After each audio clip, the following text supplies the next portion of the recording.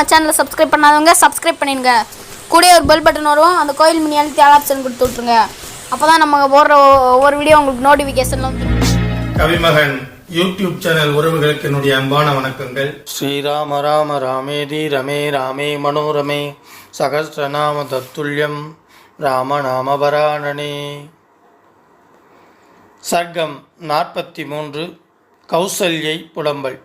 புத்திர சோகத்தினால் வருந்திய கௌசல்யை உடலும் மனமும் தளர்ந்து படுக்கையில் படுத்திருக்கும் மன்னரை பார்த்து கூறத் தொடங்கினார்.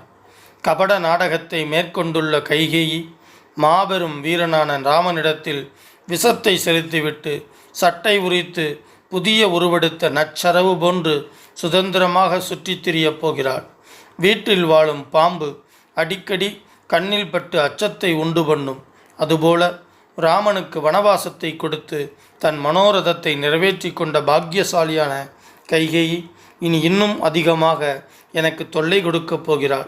இந்த பட்டணத்தில் பிச்சை எடுத்து கொண்டாகிலும் அவன் வீட்டோடு இருக்கலாமே. என் மகனை கைகேயிக்கு அடிமையாக கொடுத்திருந்தாலும் கூட அந்த வரதானம் இப்போதைய நிலையை விட எனக்கு திருப்தி அளிக்கக்கூடியதாகவே இருக்கும். தினமும் ராமனை கண்களால் பார்த்து கொண்டிருப்பேனே.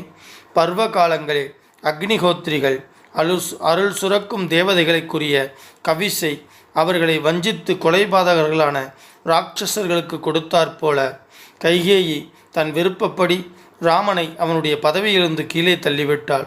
கஜராஜனை போன்ற நடையழகு உடையவனும் பெரும் தோழனும் வில் தரித்தவனுமான என் பிள்ளை நிச்சயமாக மனைவி சீதா மற்றும் லக்ஷ்மணனுடன் காட்டிற்குள் சென்றிருப்பான். கைகேயிக்கு பிரியமானதை செய்ய வேண்டும் என்பதற்காக உங்களால் காட்டு வாழ்க்கைக்கு அனுப்பப்பட்டவர்களும் இதுவரை கஷ்டம் என்பதையே அறியாதவர்களுமான அவர்களுக்கு அங்கே என்ன கதி ஏற்பட போகிறதோ. இளவயதுக்காரர்களான மூவரும் வாழ்க்கையை இன்பமாக அனுபவிக்க வேண்டிய காலத்தில் எல்லாவித சௌகரியங்களையும் இழந்து இறங்கத்தக்க நிலையில் இருந்து கொண்டு கனி கிழங்குகளை புஷித்து கொண்டு எப்படித்தான் வாழப்போகிறார்களோ. சகோதரனோடும் மனைவியோடும் ராமனை இங்கே பார்க்கும் மங்களகரமான காலம், என் சோகத்திற்கு முடிவு கட்டுகிற அந்த பொன்னான நேரம் இப்போதே வரக்கூடாதா? தூங்கியபின் விழித்தெழுந்து வருவதைப் போல அவ்வீரர்கள் இருவரும் உற்சாகத்துடன் புகழ்பெற்ற இந்த அயோத்தி மாநகரத்திற்கு திரும்பி வரும்போது வீடுகளின் உயரத்தில் கொடிகளை தூக்கி கட்டி மகிழ்ச்சி பெருக்கில் மக்கள் திளைக்கும் காலம் எப்போது வருமோ? காட்டிலிருந்து திரும்பி வந்தவர்களாக அவ்விரு புலி நிகர் வீரர்களையும் கண்ணார கண்டு பருவ காலங்களில் பொங்கி அலைவீசும் பெருங்கடல் போல் அயோத்தி நகரம் உவகை பெருக்கினால் பொங்கி ஆர்ப்பரிக்கும் காலம் எப்போது வருமோ? பசுவை முன்னே போகவிட்டு பின்னே கம்பீரமாக காளை மாடு வருவதைப் போல ரதத்தில் சீதையை முன்னே நிறுத்தி மாவீரன் ராமன் அயோத்தி நகரத்திற்குள் பிரவேசிக்கும் நற்காலம் எப்போது வருமோ? இங்குள்ள ஆயிரக்கணக்கான மக்கள் எதிரிகளை அடக்குபவர்களும் ராஜபாட்டையில் வந்து கொண்டிருப்பவர்களுமான என் இரு குமாரர்களையும் மகிழ்ச்சியுடன் வாழ்த்தி வரவேற்கும் முறையில் பொறிகளை வாரி இறைக்கும் காலம் எப்போது வருமோ? சிகரங்களை உடைய 2 மாமாலை போன்றவர்களும் அழகிய காதணிகள் அணிந்தவர்களும் வில்லையும் வாளையும் தூக்கி பிடித்து கொண்டிருப்பவர்களும் அயோத்தியில் நுழைந்து கொண்டிருப்பவர்களுமான அவர்களை நான் பார்க்கும் காலம் எப்போது வருமோ? இரு பிறப்பாளர் குலத்தைச் சேர்ந்த கன்னிகைகள் மனம் பூரித்தவர்களாக பழங்களையும் மலர்களையும் தூவிக்கொண்டு இந்த நகரத்தை வலம் வரும் காலம் எப்போது வருமோ? ஞானத்தில் மிக்க உயர்ந்தவனும் வயதால் தேவர்களை போன்றவனும் எப்போதும் இளமையோடு இருப்பவனும் அறம் தெரிந்தவனும் மாதம் மும்மாறி போன்று உள்ளம் குளிரச் செய்பவனுமான என் ராமன் எனக்கு சேவை செய்யும் காலம் எப்போது வருமோ? நாதா, முன்னொரு பிறவியில் கருமித்தனம் கொண்டிருந்த என்னால் பசுக்கன்றுகள் பால் குடிப்பதற்காக ஆவலுடன் ஓடி வந்தபோது பாவி நான் பசுக்களின் மடிக்காம்புகளிலிருந்து விலக்கிவிட்டிருப்பேன் என்பதில் சந்தேகமே இல்லை. இளம் கன்றை உடையதும் கன்றிடம் பேரன்பு கொண்டதுமான பசுவை ஒரு சிங்கம் கன்றிடமிருந்து பலாத்காரமாக பிரித்து கவ்வி சென்று விட்டதைப் போல புலிநிகர் வீரரே, அந்த கைகேயினால் நான் ஆக்கப்பட்டிருக்கிறேன். என்னை என் மகன் ராமனிடமிருந்து பிரித்து விட்டால் நற்குணங்கள் நிறைந்தவன், எல்லா நூல்களையும் கற்றுணர்ந்தவன் எனக்கு ஒரே பிள்ளை. அவன் இல்லாமல் நான் உயிர் பிழைத்திருக்க மாட்டேன். பெரும் தோழனும் மகாபலசாலியும் பாசத்திற்கு உரியனுமான புத்திரனை பார்க்காமல் உயிரோடு இருக்கும் ஆற்றல் எனக்கில்லை.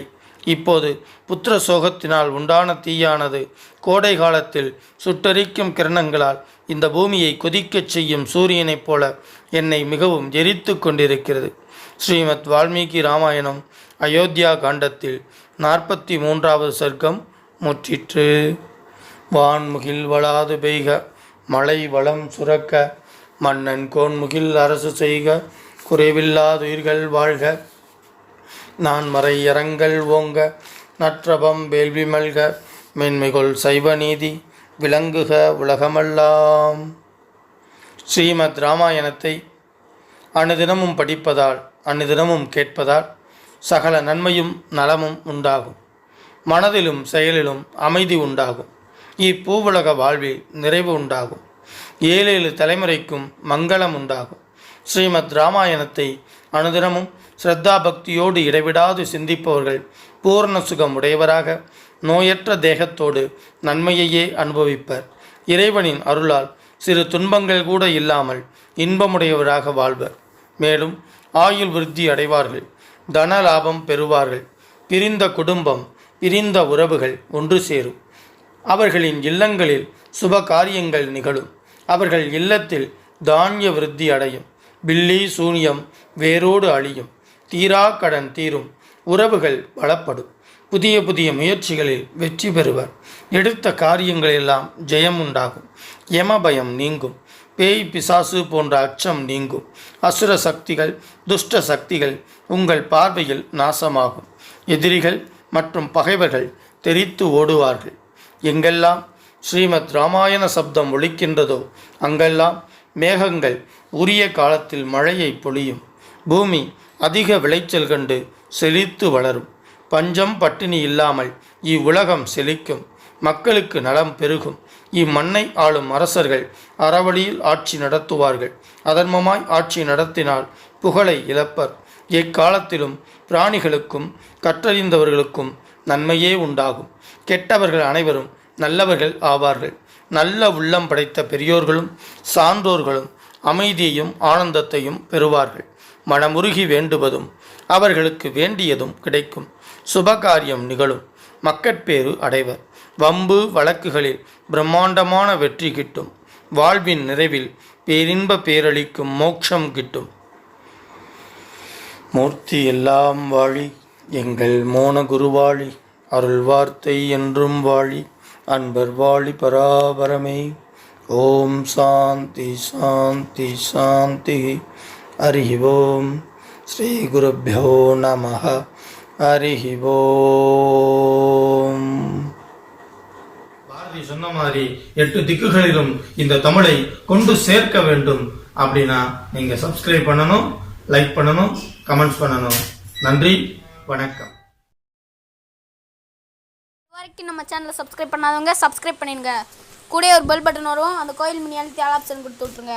அப்போ தான் நம்ம போடுற ஒவ்வொரு வீடியோ உங்களுக்கு நோட்டிஃபிகேஷனில் வந்துடும்.